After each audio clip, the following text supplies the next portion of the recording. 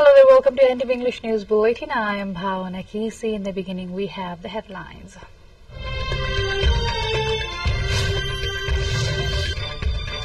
Prime Minister Dhal meets briefly with his Indian counterpart in New Delhi, also meeting Indian President Draupadi Murmu. Centre-right set to strengthen its majority in European Parliament. France's Macron announces snap elections after far-right surge in EU vote. North Korea sends hundreds more trash-carrying balloons over the border. Such comes after Kim's powerful sister warns of new counteraction. And spinner Sandeep Lamichhane playing in the ICC T20 World Cup to take part in matches against South Africa and Bangladesh to be held in West Indies.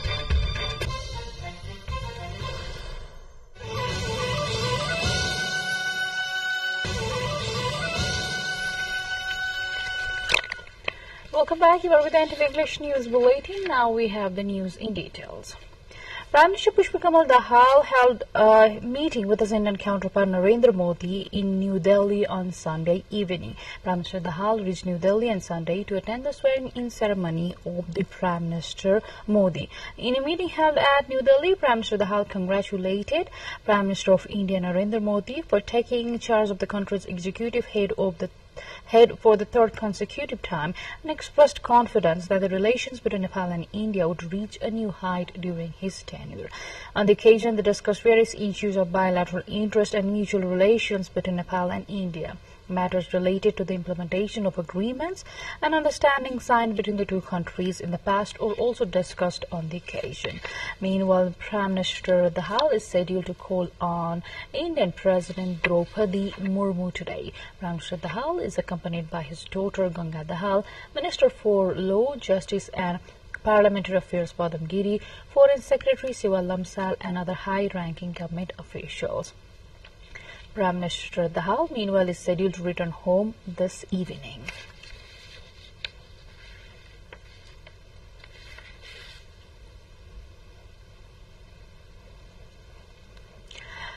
President Ramchandra Paul is scheduled to leave for Switzerland tomorrow to attend the inaugural forum of the Global Coalition for Social Justice, which will take place during the high-level segment of the 112th session of the International Labour Conference, according to the Ministry of Foreign Affairs. The Ministry of Foreign Affairs said that President Paul will address the inaugural forum of the Global Coalition for Social Justice on June the 13th. Likewise, Paul is scheduled to hold bilateral talks with his Swiss counterpart Viola Amherd on June the 12th. President Podel will leave Geneva. President Podel will leave Geneva for Berlin on June the 15th for an official visit to Germany at the invitation of German President Frank-Walter Steinmeier. President Podel will hold official talks with his German counterpart on June the 17th. The President's spouse, Savita Podel, will accompany him during the visit. President Podel is scheduled to return Kathmandu on June the 19th. Chief Minister of Gandaki Province, Surendra Raj Pandey, is taking vote of confidence today. According to the Province Assembly Secretariat, Chief Minister Pandey is taking a vote of confidence at the meeting of the Province Assembly scheduled for 3 p.m. this afternoon. Parliamentary Party leader of the Nepali Congress, Pandey, who was appointed the Chief Minister on last May the 29th, is taking vote of confidence in accordance with the constitutional arrangement. As per the Article 168(3) of the Constitution, Pandey has become the Chief Minister as the leader of the single largest party and needs the support of 31 Province Assembly members to secure the vote of confidence. In the 60-member Province Assembly, there are 27 members from Nepali Congress, 22 from CPN-UML, 7 from CPN-Mao Centre, 2 from Rashtriya Prajatantra Party and 1 independent. With this update, time to go for a short break, but still to come we have. Welcome back. Now to more updates. Far-right parties have made significant gains in the European Union parliamentary elections, delivering humiliating defeats to the parties of German Chancellor Olaf Scholz, French President Emmanuel Macron, and Austrian Chancellor Karl Nehammer, while mainstream parties kept control of the 705-member European Parliament on Sunday. The 27-member bloc shone to the right in a sign of durability of anti-establishment sentiment on the continent. Far-right parties also have made gains in Italy, Austria and Germany as Liberal and Green parties see the losses. About 360 million eligible voters voted 720 new members of the European Parliament. A rightward shift inside the European Parliament may take it tougher to pass new legislation that might be needed to respond to security challenges, the impact of climate change or industrial competition from United States or China. Meanwhile, French President Emmanuel Macron dissolved the French parliament and called snap elections after his alliance suffered a big defeat to the far right. Exit polls show Marine Le Pen's national rally are set to trounce Macron's party in a historic win for the party. Announcing the dissolution of parliament, he said the 2 rounds of voting would take place on 30 June and 7 July, a few weeks before the Paris Olympics. North Korea sent hundreds more trash-carrying balloons over the border, Seoul's military had said, after Kim Jong-un's powerful sister warned of further responses if the South keeps up its psychological warfare. In recent weeks, North Korea has sent hundreds of balloons into the South carrying trash like cigarette butts and toilet paper in what it calls retaliation for balloons laden with anti-Pyongyang propaganda floated northwards by activists in the South, which Seoul legally cannot stop.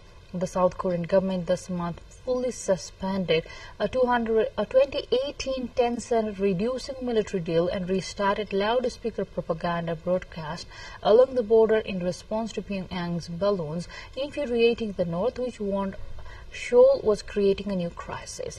The statement carried by the official KCNA slammed the activist leaflets as psychological warfare and warned that unless Seoul stopped them and called off the loudspeaker broadcast, the North would hit back. More updates are lined up on the other side, but before that, let's have the highlights first.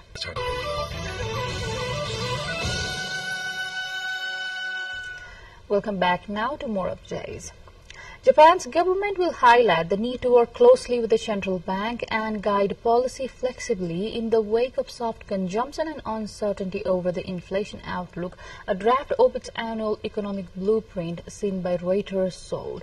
Monetary policy has entered a new stage which required the government and the Bank of Japan to continue working closely and guide policy flexibly in accordance to the economic and price developments, according to the draft.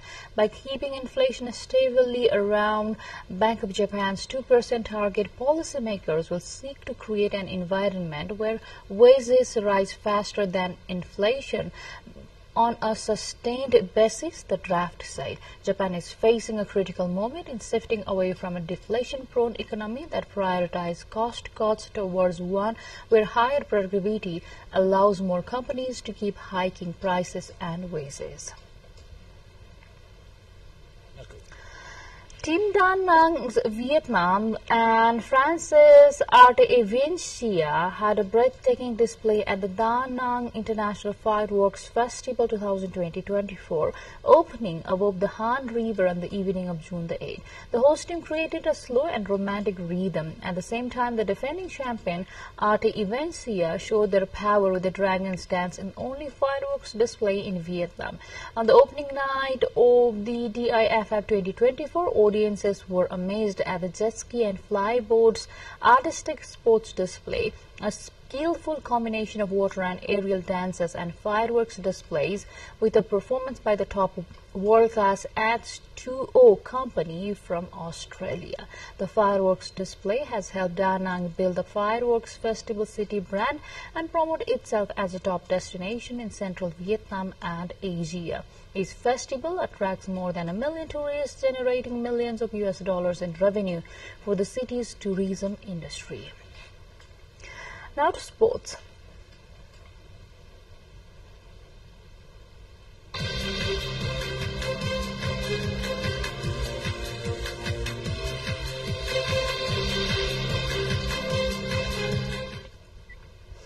Nepali cricket team's spinner Sandeep Lamangthane is set to play a match to be held in West Indies under the ICC T20 World Cup cricket. Sandeep will take part in the matches against South Africa and Bangladesh to be held in the West Indies, according to a press release issued by Cricket Association of Nepal CAN today. Sandeep is going to play the tournament as a member of Nepali national cricket team. Earlier, CAN released Sandeep from suspension from all kinds of domestic and international cricket activities since May the 1.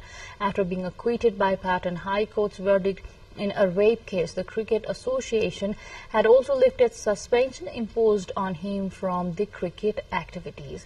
According to CAN Secretary Paras Khanka, Sandeep has been included in the Nepali team, keeping young bowler Pratish Zishi as a travelling reserve. The World Cup is being played in USA and the West Indies. Nepal, who lost their first match against the Netherlands in the US, will play their second match against Sri Lanka in the US on June the 12th. After the match, the Nepali team will reach the West Indies to play against South Africa and Bangladesh. India scripted an incredible turnaround to beat arch rivals Pakistan by 6 runs in its second ICC Men's T20 World Cup 2024 Group A match held at Nassau County International Cricket Stadium in New York on Sunday. Sent in to bat first by Pakistan, India struggled and were bundled out for 119 in 19 overs. Only Rishabh Pant, with 42 of 31, managed to put up some sort of resistance, as Naseem Shah and Haris Rauf took 3 wickets each. Chasing a low total, Pakistan seemed to be in the driver's seat right until the 50th over before some sensational death bowling from India restricted them to 130. The victory propelled India to the top of Group A with 4 points from 2 matches. Pakistan, meanwhile, slumped to their second straight defeat. In the other match held on Sunday, Scotland raced to a comprehensive second-wicket victory over Oman. A wonderful unbeaten 61 from Brandon McMullen guided Scotland to the target of 151 in just 13.1 overs as Richie Barrington's side delivered a real statement. The nature of the result now leaves Scotland in a strong position to make the Super 8 and leaves England's qualification hopes hanging by a thread. Well, with this update, we come to the end of this English News Bulletin. But before we say goodbye, let's have a quick reminder of the major stories.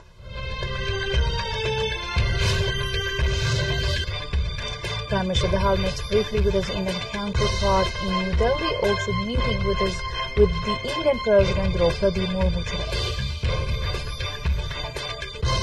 Centre-right set to strengthen its majority in the European Parliament. France's Macron announces snapped elections after far-right shares in EU board.